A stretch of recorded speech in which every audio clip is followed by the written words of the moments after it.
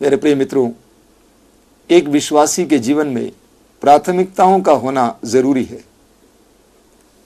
अर्थात उसे ये जानना होगा और ये निर्णय लेना होगा कि मेरे जीवन में सबसे महत्वपूर्ण क्या है और कम महत्वपूर्ण क्या है।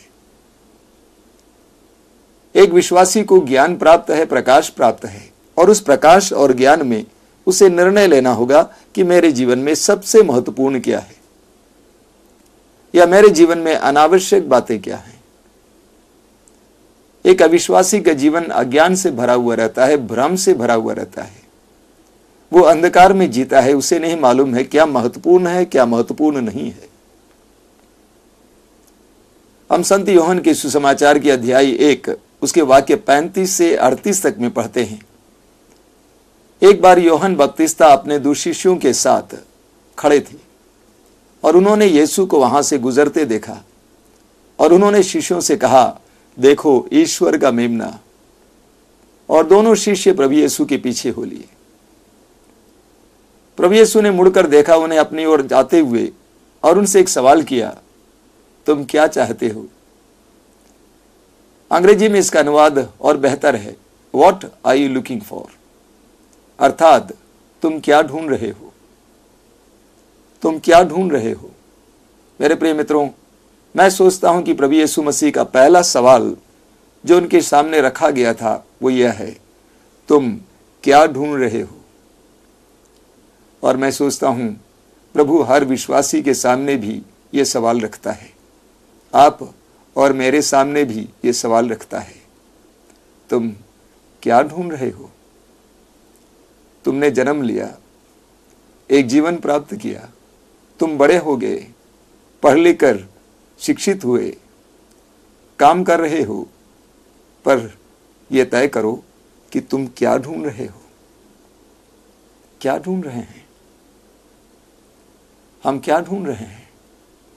धन, संपत्ति, ऐश, आराम, भौतिक सुख, सुविधाएं, मनोरंजन, यश, नाम, पद, अधिकार, ये सारी बातें कितनी टिकाऊ हैं? इसका क्या महत्व है? अब भी मुझे याद है, कुछ साल पहले एक घटना सुनने को मिली थी। एक भाई बड़ी मेहनत करके अपने लिए एक सुंदर और भव्य भवन बनाया। भवन बनाने के बाद गृह प्रवेश के लिए अपने मित्रों को बुलाने के लिए निमंत्रण देने के लिए गया था, लेकिन घर वापस नहीं आया। रास्ते में ही उसका एक्सीडेंट हुआ, दुर्घटना हुई, वो खत्म हुए। तिमोथी के पहले पत्र के अध्याय 6 वाक्य 7 में संत पौलुस कहते हैं, हम इस संसार में अपने साथ कुछ भी नहीं ले आए और इस संसार से अपने साथ कुछ भी नहीं ले जा सकते हैं। अंग्रेजी के गुड न्यूज बाइबल में इसका अनुवाद है, what did we bring into the world? Nothing, and what can we take out of the world? Nothing. अर्थात हम इस संसार में क्या लेके आए और यहां से क्या ले जाएंगे? कुछ भी नहीं। हम इस संसार में क्या लेकर आए? कपड़े, शिक्षा, धन, पत्नी, पति, बच्चे। अय्यूब के ग्रंथ के अध्याय 1 उसके वाक्य 21 में अय्यूब कहते हैं, मैं नंगा ही अपनी मां के गर्भ से आया और नंगा ही इस पृथ्वी के गर्भ में जाऊंगा। मैं नंगा ही अपनी मां के गर्भ से आया और नंगा ही इस पृथ्वी के गर्भ में जाऊंगा। ईश्वर ने दिया, ईश्वर ने वापस लिया। हम क्या लेके जाएंगे? कुछ नहीं लेके जाएंगे। हमें लूकस के सुसमाचार के अध्याय 12 में उसके वाक्य 16 से एक बहुत सुंदर दृष्टांत पढ़ने को मिलता है। प्रभु यीशु मसीह ने एक बहुत सुंदर दृष्टांत सुनाया। वो दृष्टांत कुछ इस प्रकार है, एक धनवान के खेत में बहुत फसल हुई। इतनी फसल हुई कि उसके भंडार में जगह नहीं थी अनाज बटोरने के लिए, इकट्ठा करने के लिए, और इसीलिए उसने कहा कि मैं अपने भंडार को बड़ा बनाऊंगा और सारे अनाज उसमें इकट्ठा करूंगा, और उसके बाद मैं अपनी आत्मा से कहूंगा, भाई कई सालों के लिए तेरे पास माल इकट्ठा है, ऐश करो, आराम करो, मौज करो। लेकिन उसी रात को ईश्वर ने उसके पास आकर कहा, रे मूर्ख, यदि इसी रात को तेरे प्राण तुझसे ले लिए जाए तो ये सारी संपत्ति किसकी हो जाएगी? ये संपत्ति किसकी हो जाएगी? वाक्य 21 में हमें पढ़ने को मिलता है, बहुत सुंदर वचन है। प्रभु कहते हैं, लूकास अध्याय 12 वाक्य 21 में प्रभु कहते हैं, यही दशा उन लोगों की होती है जो अपने लिए तो धन एकत्रित करते हैं लेकिन ईश्वर की दृष्टि में धनी नहीं है। यही दशा उन लोगों की होती है जो अपने लिए तो धन एकत्रित करते हैं लेकिन ईश्वर की दृष्टि में धनी नहीं है। हमें प्रकाशना ग्रंथ के अध्याय 3 उसके वाक्य 17 और 18 में इस प्रकार पढ़ने को मिलता है। प्रकाशना ग्रंथ के अध्याय 3 वाक्य 17 और 18 में प्रभु कहता है, तुम ये कहते हो मैं धनी हूं, मैं समृद्ध हो गया, मुझे किसी बात की कमी नहीं, और तुम यह नहीं समझते कि तुम अभागे हो, दयनीय हो, दरिद्र हो, अंधे हो और नंगे हो। मेरी बात सुनो, मुझसे आग में तपाया हुआ सोना खरीद कर धनी हो जाओ, उजले वस्त्र खरीद कर पहन लो और अपने नंगेपन की लज्जा ढक लो। इस संसार में बहुत सारे लोग संसार की दृष्टि में धनी हैं लेकिन ईश्वर की दृष्टि में नगण्य हैं, तुच्छ हैं। ईश्वर की दृष्टि में नगण्य हैं, तुच्छ हैं। हमें इस्यास नबी के ग्रंथ के अध्याय 55 उसके वाक्य 1 और 2 में पढ़ने को मिलता है। वाक्य 1 में प्रभु का वचन कहता है, तुम जो प्यासे हो पानी के पास चले आओ। तुम जो प्यासे हो पानी के पास चले आओ। हमने इस बात पर मनन किया है कि हर मनुष्य की आत्मा में एक प्यास है। स्तोत्र 42 में हम पढ़ते हैं, स्तोत्रकार कहता है, जिस तरह हिरणी जल धारा के लिए तरसती है, प्यासी है, उसी तरह मेरी आत्मा तेरे लिए प्यासी है। मेरे प्रिय मित्रों, एक सत्य यह है कि हमारी आत्माएं प्यासी हैं और हम अपनी आत्माओं की प्यास बुझाने के लिए ना जाने क्या क्या बटोर लेते हैं, ना जाने क्या क्या कर डालते हैं। तो प्रभु कहता है, तुम जो प्यासे हो पानी के पास चले आओ। वाक्य 2 के अंत में प्रभु कहता है, जो तुम्हें तृप्ति नहीं दे सकता है उसके लिए क्यों परिश्रम करते हो? जो तुम्हें तृप्ति नहीं दे सकता है उसके लिए क्यों परिश्रम करते हो? इस संसार में लोग परिश्रम तो करते हैं लेकिन वे सारी चीजें इकट्ठा करते हैं जो उनको तृप्ति नहीं देती है। क्या आपने कभी सुना है कि संसार में कोई धन से संतुष्ट हुआ है? अगर संतुष्ट होते तो ये जो चोरी, डकैती, घूसखोरी, भ्रष्टाचार क्यों होता? और विशेष करके आजकल आपको देखने को मिलता है बड़े बड़े लोगों के बीच में ये स्कैम्स होते हैं, अरबों खरबों रुपयों का स्कैम्स। हम बड़े खतरनाक मोड़ से गुजर रहे हैं। संसार में एक बहुत बड़ी विपत्ति आई है। मनुष्य के अंदर भ्रम आ गया है, अज्ञानता आ गई है, ज्ञान नहीं है, प्रकाश नहीं है। मत्ती के सुसमाचार के अध्याय 6 उसके वाक्य 19 और 20 में प्रभु यीशु कहते हैं, मत्ती का सुसमाचार अध्याय 6 वाक्य 19 और 20 में बहुत सुंदर वचन है। प्रभु कहते हैं, अपने लिए इस पृथ्वी पर पूंजी जमा मत करो जहां मोर्चा लगता है, कीड़े खा जाते हैं और चोर सेंध लगाकर चोरी करते हैं। अपने लिए इस पृथ्वी पर पूंजी जमा मत करो जहां कीड़े लगते हैं, मोर्चा लगता है और चोर सेंध लगाकर चोरी करते हैं। अपने लिए स्वर्ग में पूंजी जमा करो जहां ना कीड़े लगते हैं, ना मोर्चा लगता है, ना चोर सेंध लगाकर चोरी करता है। तो प्रभु कहते हैं, अपने लिए स्वर्ग में पूंजी जमा करो जो शाश्वत है, जो स्थायी है। तिमोथी के पहले पत्र के अध्याय 6 उसके वाक्य 9 और 10 में संत पौलुस इस प्रकार कहते हैं। तिमोथी का पहला पत्र अध्याय 6 वाक्य 9 और 10 में, जो लोग धन बटोरना चाहते हैं वे प्रलोभन और फंदे में पड़ जाते हैं और ऐसी मूर्खतापूर्ण तथा हानिकर वासनाओं के शिकार बनते हैं जो मनुष्यों को पतन और विनाश के गर्त में ढकेल देती है। एक बार मैं आपके लिए पढ़ना चाहता हूं, जो लोग धन बटोरना चाहते हैं वे प्रलोभन और फंदे में पड़ जाते हैं और ऐसी मूर्खतापूर्ण तथा हानिकर वासनाओं के शिकार बनते हैं जो मनुष्यों को पतन और विनाश के गर्त में ढकेल देती है। अगला वचन है, क्योंकि धन का लालच सभी बुराइयों की जड़ है। क्योंकि धन का लालच सभी बुराइयों की जड़ है। इसी लालच में पड़कर कई लोग विश्वास के मार्ग से भटक गए और उन्होंने बहुत सी यंत्रणाएं झेली, दुख झेले। तो धन के मोह में इंसान क्या क्या नहीं करता है। और आजकल हमें देखने को मिलता है कि किन किन बातों के वे शिकार बन जाते हैं। कई साल पहले की बात है, एक बहन ने आकर अपने परिवार की समस्या मुझसे कहा। समस्या कुछ इस प्रकार है कि कुछ वर्ष पहले उस बहन का परिवार गरीब था। उसका पति कोई विशेष काम नहीं कर रहा था, लेकिन उसके बगल के पड़ोसी लोग काफी धनी थे। यह बहन बार बार अपने पति को तंग करती थी कि आप विदेश क्यों नहीं जाते, पैसा क्यों नहीं कमाते। विदेश जाने से पहले उनका परिवार बड़ा सुखी था। जो था उसको प्यार से खा पी कर जीते थे। अपने औचित्य के अनुसार और अपनी क्षमता के अनुसार वे खर्च भी करते थे। लेकिन पत्नी के जबरदस्ती के कारण पति विदेश चला जाता है, काम करने लगता है और काफी पैसा भी भेजने लगता है। लेकिन धीरे धीरे पत्नी ने देखा कि पति का रिश्ता कटता जा रहा था, घटता जा रहा था। और एक ऐसा समय आया कि उसको पति के बारे में कुछ पता भी नहीं चल रहा था। मैं सोचता हूं शायद पति को पैसा तो मिला, उसके साथ साथ एक नई पत्नी भी मिली होगी। इस दुनिया में बहुत सारे लोग धन इकट्ठा करने के लिए बहुत प्रयास करते हैं और ऐसे प्रयास करते हैं जो उनको विभिन्न प्रकार की विपत्तियों में डाल देती हैं, विभिन्न प्रकार के दुख झेलने के लिए उनको मजबूर करती हैं। तो संत पौलुस कहते हैं कई लोग धन इकट्ठा करने के लिए इस तरह प्रयास करते हैं कि उनके जीवन में धन के साथ साथ बहुत सारे दुख और विपत्तियां और समस्याएं भी आ जाती हैं। इसलिए लूकस के सुसमाचार के अध्याय 12 वाक्य 15 में प्रभु यीशु कहते हैं, सावधान, हर प्रकार के लोभ से बचे रहो।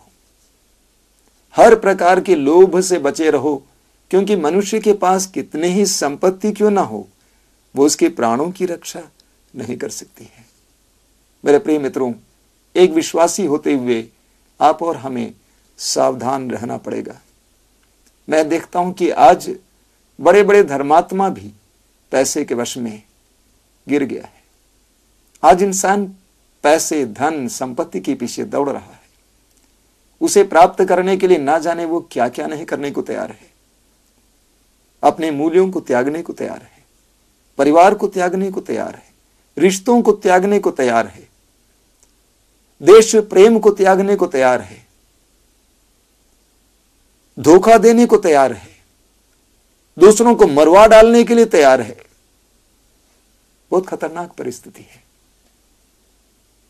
मत्ती के सुसमाचार के अध्याय 6 वाक्य 33 में प्रभु यीशु हमें बताते हैं कि हमें क्या ढूंढना चाहिए। प्रभु यीशु ने शिष्यों से पूछा कि तुम क्या ढूंढ रहे हो। और मत्ती के सुसमाचार के अध्याय 6 वाक्य 33 में प्रभु यीशु कहते हैं कि हमें क्या ढूंढना चाहिए। प्रभु ने कहा, तुम सबसे पहले ईश्वर के राज्य और उसकी धार्मिकता की खोज में लगे रहो, बाकी चीजें तुम्हें यूं ही मिल जाएंगी। ये एक बहुत बड़ी प्रतिज्ञा है, सशक्त वचन है। प्रभु यीशु कहते हैं, तुम सबसे पहले ईश्वर के राज्य और उसकी धार्मिकता की खोज में लगे रहो, बाकी चीजें तुम्हें यूं ही मिल जाएंगी। एक विश्वासी को ईश्वर के राज्य की खोज करना होगा। ईश्वर का राज्य कहां है? जहां ईश्वर है वहां ईश्वर का राज्य है। जहां प्रभु है वहां प्रभु का राज्य है। ईश्वर के राज्य की खोज करने का पहला तात्पर्य है ईश्वर की खोज करना और ईश्वर से संबंधित बातों की खोज करना। ईश्वर से संबंधित बातों, ईश्वर के सिद्धांतों, ईश्वर के आदेशों की खोज करना, ईश्वर के सानिध्य की खोज करना, ईश्वर के राज्य के मूल्यों की खोज करना। प्रभु यीशु कहते हैं, तुम सबसे पहले ईश्वर के राज्य और उसकी धार्मिकता की खोज में लगे रहोगे। हमें रोमियों के पत्र के अध्याय 14 वाक्य 17 में ईश्वर के राज्य के बारे में पढ़ने को मिलता है। रोमियों का पत्र अध्याय 14 वाक्य 17 में संत पौलुस कहते हैं कि ईश्वर का राज्य खाने पीने का नहीं, बल्कि न्याय, शांति और पवित्र आत्मा द्वारा प्रदत्त आनंद का विषय है। ईश्वर का राज्य खाने पीने का नहीं, बल्कि शांति, न्याय और पवित्र आत्मा द्वारा प्रदत्त आनंद का विषय है। लोग सोचते थे ईश्वर का राज्य का मतलब है भौतिक उन्नति, भौतिक विकास, और संसार में विभिन्न कोनों में भौतिक विकास के लिए सतत प्रयत्न किया गया। भौतिक विकास हुआ, लेकिन वहां पर आध्यात्मिक पतन भी हुआ, क्योंकि लोगों का विचार था भौतिक सुख, भौतिक आवश्यकताओं की पूर्ति ही ईश्वर के राज्य का चिन्ह है, लक्षण है। प्रभु का वचन कहता है ईश्वर का राज्य खाने पीने का नहीं, बल्कि शांति। सबसे पहला गुण ईश्वर के राज्य का है शांति। जहां ईश्वर का निवास है वहां शांति है। शांति का बहुत बृहद मतलब है, ना केवल हृदय में शांति, परिवार में शांति, मेल मिलाप, सम्मान, आदर, और दूसरा है न्याय, समाज में न्याय, व्यक्तिगत जीवन में न्याय, और तीसरा गुण है पवित्र आत्मा द्वारा प्रदत्त आनंद। कैसा आनंद? पवित्र आत्मा द्वारा प्रदत्त आनंद, अर्थात ईश्वर के द्वारा प्रदत्त आनंद। अच्छी चीजें खाने से प्राप्त आनंद नहीं, अच्छा वस्त्र पहनने से प्राप्त आनंद नहीं, पद प्राप्त करने से प्राप्त आनंद नहीं, अधिकार प्राप्त करने से प्राप्त आनंद नहीं, धन कमाने के बाद प्राप्त आनंद नहीं, अच्छे नंबर प्राप्त करने से प्राप्त आनंद नहीं। ये सारी बातें मिटने वाली बातें हैं, बल्कि पवित्र आत्मा द्वारा प्रदत्त आनंद जो मिटता नहीं है, जो छीना नहीं जा सकता है। कई लोग ये सवाल करते हैं, क्या धन बुरा है? क्या मनोरंजन बुरा है? क्या सुविधाएं बुरी हैं? मेरा जवाब ये होगा, यदि आपका धन आपको अनंत जीवन से वंचित करे, यदि आपका धन ईश्वर के राज्य के सुख से आपको वंचित करे, तो आपका धन आपके लिए घातक है और आपके लिए बुरा है। यदि आपका मनोरंजन आपको अनंत जीवन से वंचित करे, ईश्वर के राज्य के सुख से वंचित करे, तो वो आपके लिए घातक है, आपके लिए बुरा है। यदि आपकी सुविधाएं अनंत जीवन से आपको वंचित करें और ईश्वर के राज्य के सुख से आपको वंचित करें, शांति से आपको वंचित करें, तो आपकी सुविधाएं आपके लिए घातक है और आपके लिए हानिकारक है, बुरी है। मैं 2-3 उदाहरण दूंगा। पिछले साल हमारे आश्रम में साधना के दौरान एक बहन आई थी, काफी दूर से आई थी अपने 2 बच्चों के साथ, और साधना की शुरुआत में ही उस बहन ने मुझसे कहा, अपने परिवार की समस्या सुनाई। उन्होंने कहा कि मेरे परिवार में शांति नहीं है, ये 2 मेरे बच्चे हैं, मेरे साथ रहते हैं, और मैं सरकारी स्कूल में काम करती हूं अपने गांव में, लेकिन मेरे पति काफी दूर एक शहर में रेलवे में काम करते हैं, हम दोनों एक साथ नहीं आते हैं, काफी अशांति है। उन्होंने कहा कि मेरा पति बार बार बोलता जा रहा है कि तुम अपनी नौकरी छोड़ दो और मेरे पास आकर हम एक परिवार की तरह जिएंगे। तो मैंने उस बहन से पूछा कि आप निर्णय क्यों नहीं लेते हैं? उन्होंने कहा, देखिए मेरी शादी के बाद मुझे नौकरी मिली है, सरकारी नौकरी है, मैं इसको कैसे छोड़ सकती हूं। साधना के दौरान परिवार के बारे में प्रवचन सुनाया गया था, और उस प्रवचन को सुनने के बाद और साधना के अंत में प्रभु का प्रकाश उसे प्राप्त हुआ, और उस बहन ने आकर मुझसे कहा कि स्वामी जी, मैंने निर्णय लिया है कि मैं अपनी नौकरी छोड़ दूंगी और पति के साथ रहने लगूंगी, हम दोनों, हमारा पूरा परिवार एक साथ रहेगा। तो मेरे प्रिय मित्रों, हमें एक निर्णय लेना होगा, हमें चुनना होगा। हमें लूकस के सुसमाचार के अध्याय 18 और 19 में 2 धनी व्यक्तियों के बारे में पढ़ने को मिलता है। अध्याय 18 के वाक्य 18 से हम पढ़ते हैं कि एक कुलीन व्यक्ति प्रभु यीशु के पास आता है और प्रभु से कहता है, भले गुरु, अनंत जीवन प्राप्त करने के लिए मुझे क्या करना चाहिए? अनंत जीवन प्राप्त करने के लिए मुझे क्या करना चाहिए? प्रभु यीशु ने कहा, नियमों का पालन करो। उसने कहा, बचपन से मैं इन सारे नियमों का पालन करते आया हूं, मुझ में किस बात की कमी है? प्रभु ने कहा, तुम जाकर अपनी सारी संपत्ति बेच डालो और गरीबों में बांट दो, तब आकर मेरा अनुसरण करो। लूका सुसमाचार में लिखता है कि वो धनी आदमी बहुत उदास हो गया। वह बहुत उदास हो गया, उसको झटका लगा।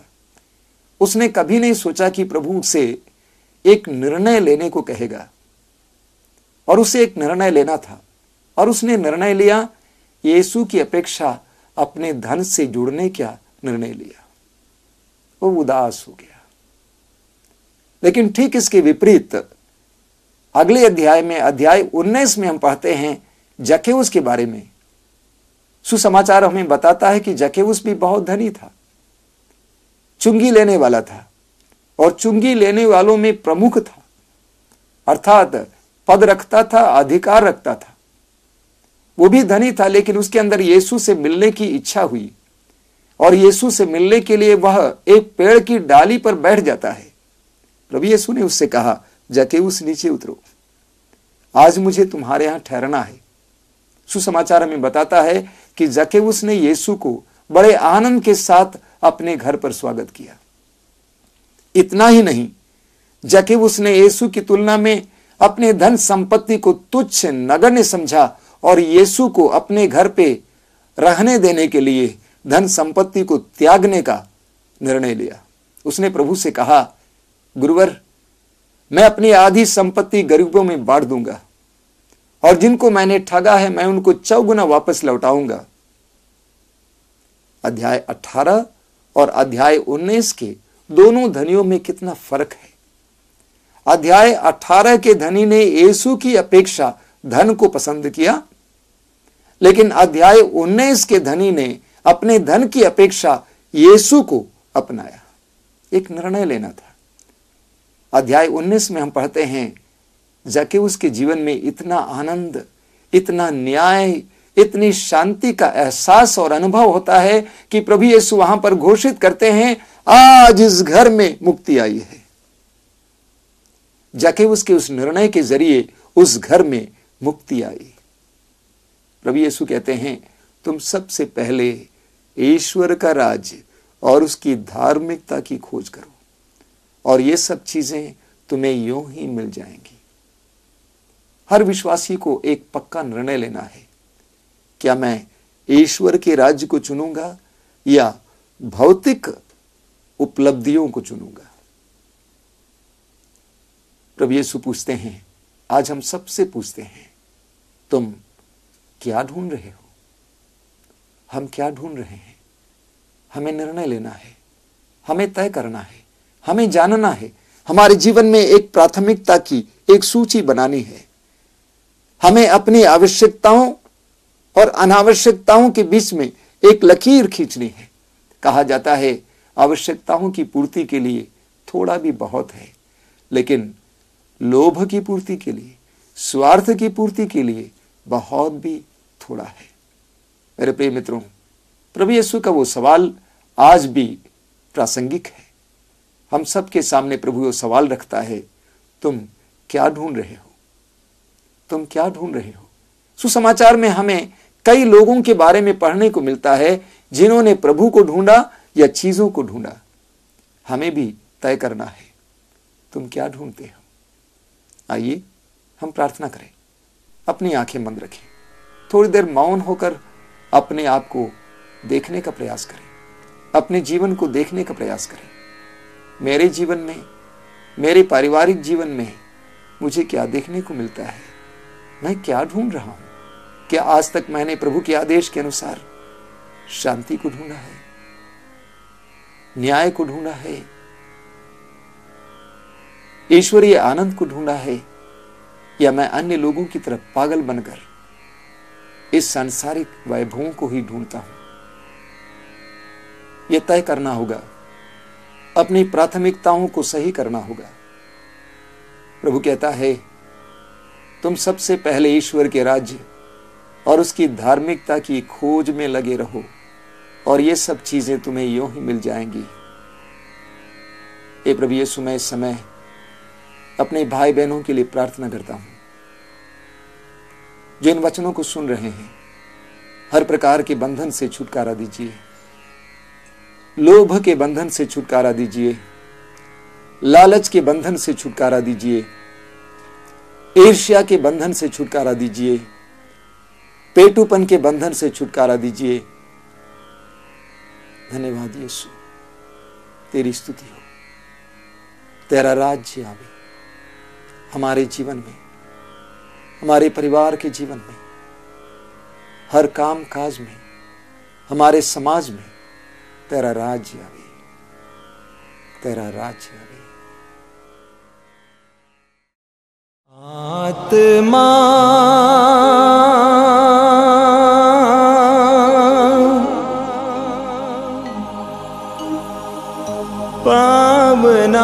पावनात्मा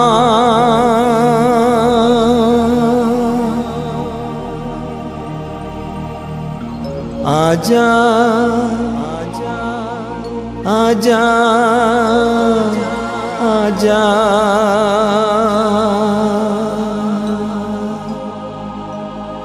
प्रेम के आत्मा,